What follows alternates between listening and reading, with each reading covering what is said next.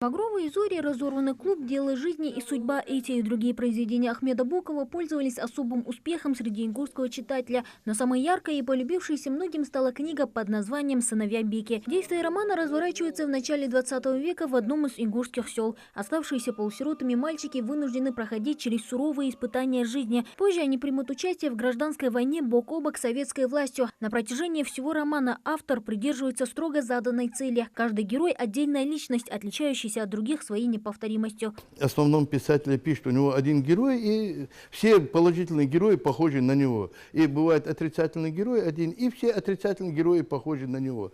У Бокова все герои, так или иначе, даже второстепенные герои, у него получается как-то выпукло, сразу узнаваемо, сразу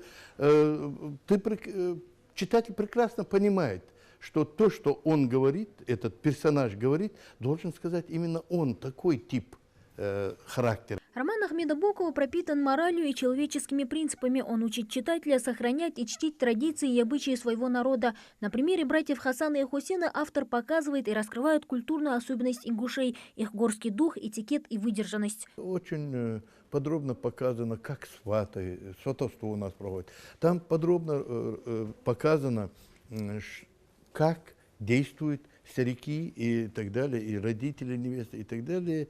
В случае, если девушку умыкнули, вот, допустим, брат Хасана, младший брат Хусейн украл эсет, там отец, мать, они все против, тем более она является, уже была сосватана за других, и все это, весь клубок, Ахмед Боков довольно подробно рассматривает. Книга Беки Онги, что в переводе с ингушского означает «Сыновья Беки», вышла в свет ровно 50 лет назад. За все это время роман переиздавался и даже был переведен на русский язык. Вот только сам автор отдавал предпочтение родному языку, а потому его первые издания считаются самыми ценными. Юбилейное издание – это вот двухтомник.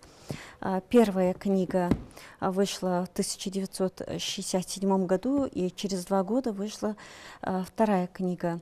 В 1969 году.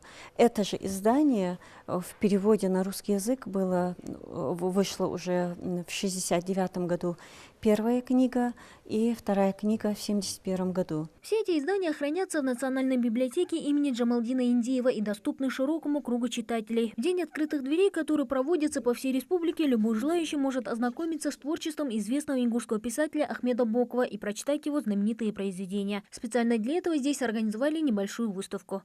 Мадина Пугоева, Рамазан Зурабов, Новости 24.